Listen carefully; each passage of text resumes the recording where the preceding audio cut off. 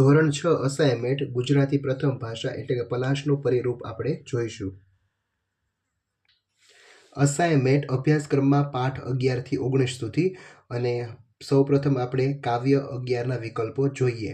સફર કરનારને મન શાનું મહત્વ વિશેષ છે? તો કે આનંદનું. બીજ કલા કોનો પ્રકાશનો વિસ્તાર છે? ચંદ્રના. ધૂળો બીજે રસ્તે કેમ ચડી ગયો? અંધારાને કારણે. ધૂળાએ પોતાને કેટલા સાથી ગણાવ્યા? 12. ધૂળાના ખરા બે સાથીદાર કોણ હતા? હિંમત અને વિશ્વાસ. કુંજમાં કોયલનો અવાજ ક્યાં સુધી સંભળાય છે? શેરી સુધી. શેરીએ આવે સાથ કાવ્યમાં આવેલ શબ્દ મરવાનો અર્થ શું થાય છે? કાચી કેરી. ચાલ, એકલો જાને કાવ્યમાં કવિ શું સાંભળીને કોઈ સાથે ન આવે તો એકલા જવાનું કહે છે? હાંક. એકલો જાને ગીતનો હકારાત્મક સંદેશ શું છે? વિરોધો વચ્ચે આગળ વધવું. અને એકલો જાને રે કાવ્ય મૂળ કઈ ભાષામાં લખાયેલું છે? બંગાળી. ગોપી ભર ઊંઘમાંથી જાગી કૃષ્ણને જોવા જાય છે ત્યારે શું ભૂલી જાય છે? ઓઢણી ઓઢવાનું. ગોપી શ્રીકૃષ્ણને મળવા શું બહાનું કરી ઘરની બહાર જાય છે? પાણી ભરવા જવાનું. ગોપી બળદોને વેલડીમાં જોડીને ક્યાં જાય છે? અમરાપુર. ચાલો, એના પછી ખાલી જગ્યાઓ આપેલી છે. દરિયામાં ગમે ત્યારે ઝંઝાવાત થાય છે. હોડી ભૂમિના કિનારા છોડી આગળ વધી.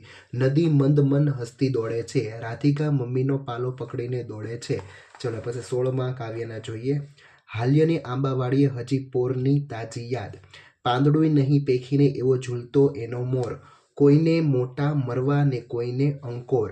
ડોલતી ડાળીએ ઘૂમીએ આપણે ગજવી ઘેરો નાદ. અને કોઈનોય રંજાડ નહીં ને ખેલવા મળે દન. તારા મનનું ગાણું એકલો ગાને. જ્યારે રણવગડે નિરસવા ટાણે સૌ ખૂણે સંતાય. આ રે ઓ રા અભાગી દીવો ન ધરે કોઈ. એકલો જાને કાવ્યમાં કવિ રવિન્દ્રનાથ ટાગોર છે. એકલો જાને કાવ્યનો ગુજરાતી અનુવાદ મહાદેવભાઈ દેસાઈએ કર્યો છે. ચાલો, એના પછી પાઠના વિકલ્પો જોઈએ. શિબિરની બહાર નીકળી પદ્યમાં ગોઠવેલી કૌરવ સેના નિરીક્ષણ કોણે કર્યું? અભિમન્યુએ. પદ્મને ભેદવા નીચેમાંથી કોણ સમર્થ નહોતું? ઇન્દ્રદેવ. લેખક શાનાથી કંટાળી ગયા હતા? આંજણીના વધતા જા દુઃખથી. લેખકને કોણ પોતાના ઉપાયથી આંજણી ન મટે તો ચાર તમાચા મારવાનું કહે છે? પારસી દોસ્તાર. આનંદીએ ખુરશી નીચેથી મળેલા 2 રૂપિયાનું શું કર્યું? સ્ત્રી ડોક્ટરને પરત કર્યા. સ્ત્રી ડોક્ટરે આનંદીને શાનું ઇનામ આપ્યું? પ્રામાણિકતાનું. વધઈ ગામ શાનું મથક છે? ઇમારતી લાકડાનું. સાપુતારામાં કઈ નદી પર બંધ બાંધી વિશાળ સરોવર બનાવવામાં આવ્યો છે? સર્પગંધા.